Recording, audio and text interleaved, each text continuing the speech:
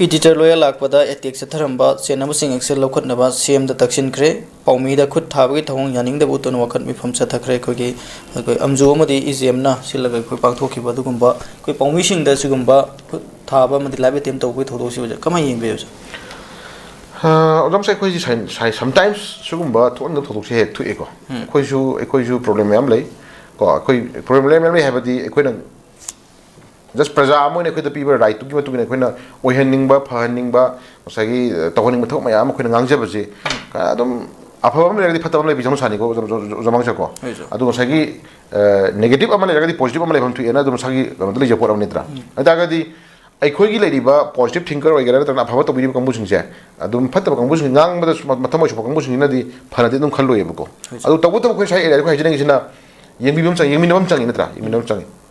miyo bi je osagi ang sai haja gi do ngam me dna angam kam bu nei khoi se dum blame tong na ba natra na tuhat pin na ba natra na sagi kai ma reason ma bisela kan da dum just due advantage long no dum hona ba ma min tai ko then oja haji lai di ko khoi gi khoi oja loya thoi problem si nei ram be ma personal enmity personal wan do mam ram be wari pe do mam ram be adu mayam jing phamina kan da table phamina kan da ma do kai do buya ba lai di kam do buya ba lai di ge se khoi khawin bam change ba ko adu na ta nang sai mi ma gi life attempt mi ma gi life attempt ta mi ma ta hatu ga khala ko hom ji ta chana sidi yam noi to pot ma ne ko adu na su ma yam je mi yoi bani ko ishor na te khoi ji mi yoi ba ji mi yoi ba ti ji mi yoi bani noi le ga ni mai ma gi asoi ma noi le ga ni ko asoi ba jina society da ta na samaj da kya mu yam na asoi ba tor ga ba ji ma di question ne ba na du moi ri ba ko adu just ai go ja bang sa ti na ma tam da pena da khara to lai na ba ha du na ibani gi mar ki wori ne ba tra madu yana dre ko yana ga to le kan na do compromise room chang khoi pramani ko adu mo na khoi ni gi nuai da du na mara mo kan da samaj ma society ma da madu yam ka ma ka ba le khoi yom chang ni tra ana oja loya gi problem ju ta se na ko na ji ni ji nuai to pen da le ma ka su ma do kari le gi na khoi ta fa table am do chana am chang ye ba ko den adu to nang sa gi hekta life item han tom na ba si heng mi be si ra kan da de ka dore si ba du wan song si kan da di haira ne ba me am tro pakhum khumang am ro da min da di ha du torami ada torami loina mak ki wana tin se dego koina chum ujab khari wani leram go en sai jigi du ne ko mi bi je hatri ngai da hatuk tri ngai da ngakpi bi abagi lambi ma lai tara ga di madu ngakpi bi abagi lambi ma khishmi bam change ko amuk sho ani shu ko work bi de permani ko tana bi de permani do hatuk khra matu na mi hatuk matu na ta ya fa sagi magi marana du ni ma ai koina du adu to buni da to buni ma adu ni hai du khishnu ngai ta bali de permani jong ko adu na ta fa na koi pen da ban ngai da phana le ga su ma do koi table lam da ko dong chana na ta hon janingi ko den amagi wana chde aduna koi problem khudi mak se magi solution ma dim le ganin tra problem ma jaga di solution le gani solution ko mana proper ya bnu khana min kan da koi miyo be jing sa gi ta fa just only thing khut ana thara ge ha ba sa du tham ringai da kari le ri ge ha ba khana bi bun changi bo jamang ko aduna nuai te oja loyagi yo no shi nuai te duna masim mag da na ya ji ni khoi da ba ko sometimes ko dum hindrance macam problem macam ko yam nuai ta ba family da yam anxiety oi ba ko okhan nuai da ba dum ma ma ko da su dum to bi ko le ko ko ha jin na sa ta fa na ai ko ju mi oi ba ni ishor mak tina te adana ai ko na mi oi ba mo na ta ko matam da sai ka asu ba di chana khang di da pramani ko ai to jo ai na phai na khan ma thabuk to kana gom khara da nuai am da su jai na tra adu bu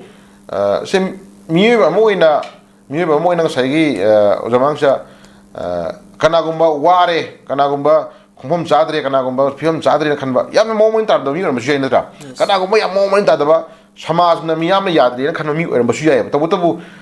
ai gi pham da mateng khar pang biu na tra kana minung shi khar tham biu tra kai gom khara mateng pa na ji ha ba lak tra ga madu aina as a humanitarian oina ko minung shi ma matung khoi na mateng khar tong na ba do madu khoi na kai ni ya da bra ko khoi hang ji ni si ko ya da bra then oja mangsa su mangai ai bisa khar pai tra ai nuai re hai na su itom dai gi family ga itom ga hingani ha ba ja da bali na permani ko surrounding mioi ba mon hinga bani na ai environment ha bam lai kai ha bam lai samaj ha bam lai mai am di mak tu ta fa na awana kai gom film khar na kai gom khar nuai ka matam da madu ai na mateng pang ja ba adagi financially mateng pang am ra physically mateng pang na hona ba financially mateng pang na hona ba morally ko kai gom mateng khar pang mateng pang na ba ba ji ai khoi da ta fa madu ba to ta fa na yar ha ba film la ta ga di jamang sa di karom chakhre ba ko adla khoi ha ji ngi na asing na hoi mioi bani coordination cooperation changi mateng pang na changi ko ado sidi ta fa na hekta strictly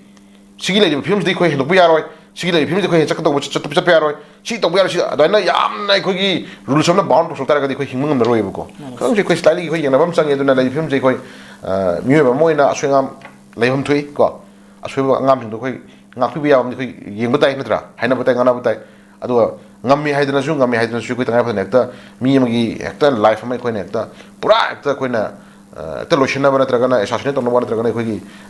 ꯍꯦꯛꯇ ꯇꯨꯍꯠꯄꯤꯕꯁꯨ ꯑꯩꯈꯣꯏ ꯐꯠꯇꯕ꯭ꯔꯥ ꯈꯜꯂꯦꯕꯀꯣ ꯑꯣꯖꯥꯃꯛꯁꯦꯀꯣ ꯑꯗꯨꯒꯨꯝꯕ ꯃꯌꯥꯝꯁꯤꯅ ꯃꯁꯤꯡ ꯌꯥꯝꯁꯤꯜꯂꯛ ꯇꯥꯔꯒꯗꯤ ꯑꯩꯈꯣꯏ ꯄꯨꯟꯕꯁꯨ ꯌꯥꯔꯣꯏ ꯀꯣ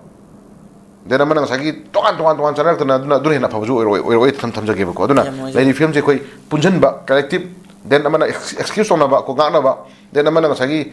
ꯉꯥꯛꯄꯤꯕ ꯀꯣ ꯁꯤꯗꯒꯤ ꯍꯦꯟꯅ ꯐꯖꯕ ꯙꯔꯃ ꯂꯩꯇꯦ ꯋꯥꯐꯝꯁꯦ ꯁꯨꯃꯥꯏꯅ ꯊꯝꯖꯒꯦ ꯑꯣꯖꯥꯃꯛꯁꯦ ꯌꯥꯝ ꯅꯨꯡꯉꯥꯏꯖꯩ ꯃꯔꯨꯑꯣꯏꯅ ꯄꯥꯎꯃꯤꯒꯤ ꯁꯤꯟꯐꯝꯗ ꯂꯩꯖꯔꯤꯕꯁꯤꯡꯗ ꯈꯨꯠ ꯊꯥꯕꯒꯤ ꯊꯕꯛ ꯃꯇꯨꯡꯗ ꯇꯧꯕꯤꯗꯅꯕꯁꯨ ꯍꯥꯏꯖꯔꯤ